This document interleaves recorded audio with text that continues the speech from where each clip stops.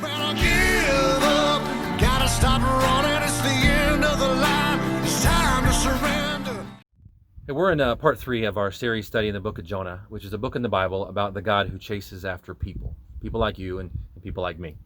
And we're at the point in the story where the storm at sea is really raging up and it's getting very scary, and the sailors who were in the boat with Jonah kind of start to take some action. And they go to Jonah and they ask him some pretty specific questions.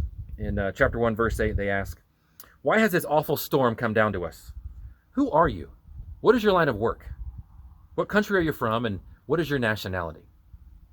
Now, why would they ask these questions? One of the most important questions you will ever answer is, who are you? Who do you think you are? Who am I? That's an identity question. It's not the same thing as what do you do for a living or what do other people think about you, but who are you? Who do you think you are? I'll give you a few examples. How would you fill in the blank here? I matter because I have value, or I don't have value because of blank. I am worthy of being loved for this reason. What's the reason? What are the answers you give to fill in the blanks to those questions? Whatever they are, fundamentally, that's going to tell you who or what it is you worship. Because those are identity questions. And identity is what we get in exchange for worship.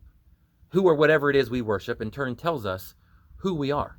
It reveals some of the deepest truths about us, who it is we think we are and why it is we think we're down here on earth. As this storm rages on in the boat, the sailors asked Jonah identity level questions. And the way he answered those questions, we're going to see this next, tells us a lot about the status of his heart, and in turn the reason why he had such a crisis when God told him to go love those other people.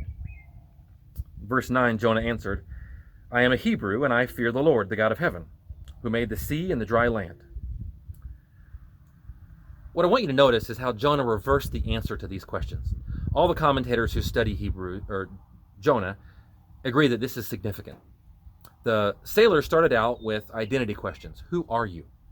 And they eventually got to nationality questions, like where are you from?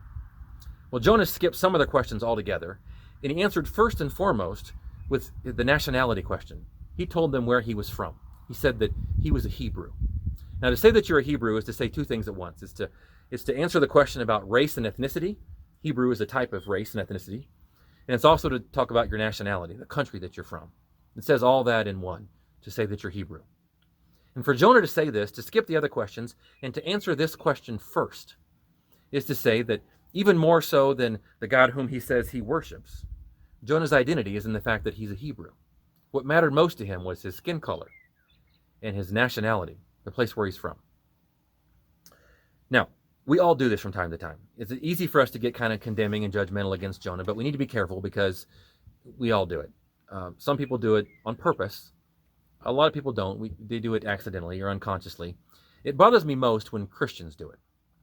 When we say things like, I'm an American Christian, or I'm a conservative Christian, or be careful, I'm only a Baptist Christian, or only a Presbyterian Christian. Everybody else is wrong. Or I'm just a liberal Christian. It doesn't matter. Anytime you put a qualifier in front of the word Christian, we're taking away from what Jesus died to establish. You can't improve upon it. There's no better form of Christian than Christian. Because when I say that, I'm saying a lot about myself. When I say that I'm a Christian, first of all, I'm telling myself and the rest of the world who it is I worship. Jesus. And in turn, Jesus is telling me who I am. I'm someone who has tremendous value. That's what Jesus says anyway. I have a lot of worth. I'm worthy of being pursued by the God of heaven. It also tells me what my responsibilities are. It gives me the job that I'm supposed to do when I'm down here on earth. I'm supposed to love and serve God with all that I have, and I'm supposed to love and serve my neighbor in the same way that I would want to be loved and served myself. Identity and meaning and purpose are all inseparably tied to worship. Whether you think you're religious or not, these things are linked together in a way that can't be pulled apart. Whatever you worship will tell you what your identity is, and whatever your identity is going to tell you what you think you need to do during your time down here on earth. Now, whenever we mess this up, it leads to an identity crisis, and it causes all kinds of problems. I just want to mention one, and then we'll be done.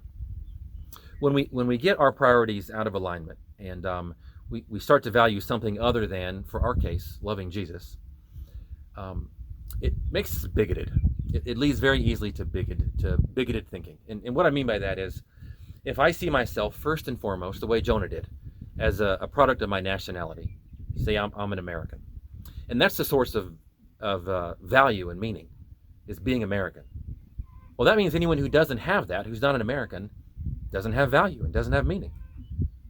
If the deepest source of identity is your skin color, and people of your skin color are the ones who matter the most, and everyone else who didn't win that genetic lottery doesn't matter as much as you do, well, then it becomes very easy for you to be mean and bigoted towards those people.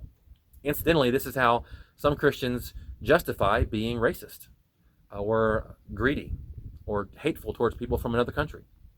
It's because when they're doing that, they're not drawing their ultimate source of meaning and purpose and hope from Jesus, from his forgiveness and mercy and grace in their life.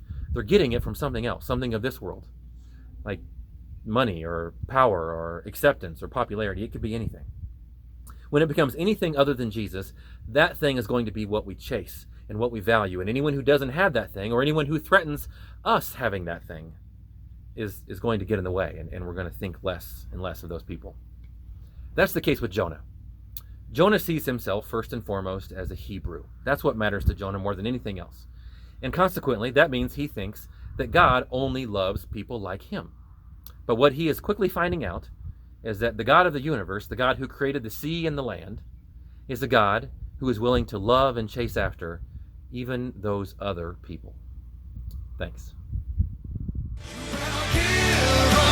Gotta stop running, it's the end of the line. It's time to surrender.